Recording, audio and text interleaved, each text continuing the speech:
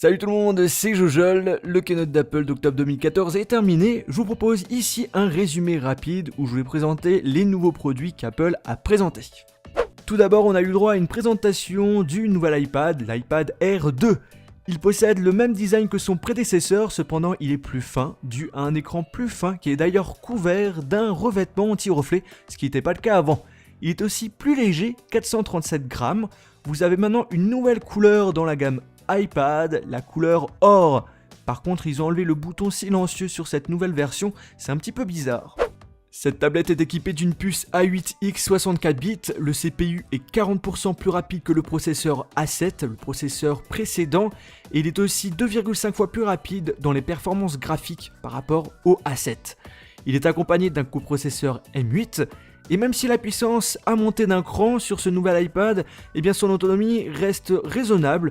Apple nous assure une autonomie de 10 heures. On a enfin le bouton Touch ID sur iPad qui vous permet surtout de pouvoir déverrouiller rapidement votre appareil en toute sécurité avec votre doigt. Vous avez aussi un nouvel appareil photo, on passe de 5 à 8 mégapixels, avec notamment les fonctionnalités qu'on retrouve sur iPhone, comme la possibilité de faire des vidéos en ralenti, 120 images par seconde, ou encore la possibilité de faire des photos en rafale. Aucune information officielle sur la sortie de ce nouvel iPad Air, cependant vous allez pouvoir le précommander à partir du 17 octobre. Sachez que la version 32Go a disparu pour laisser place à du 128Go.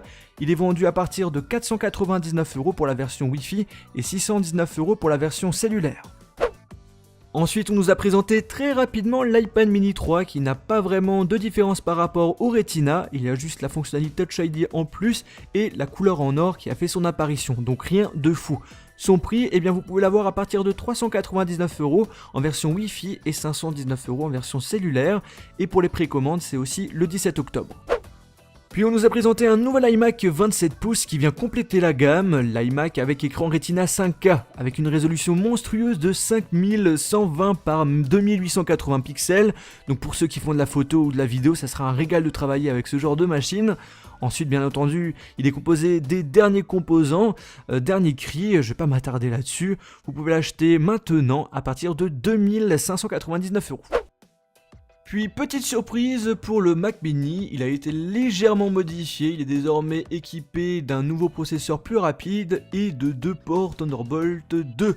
Mais c'est surtout son prix qui devient intéressant car vous pouvez avoir un Mac pour moins de 500€.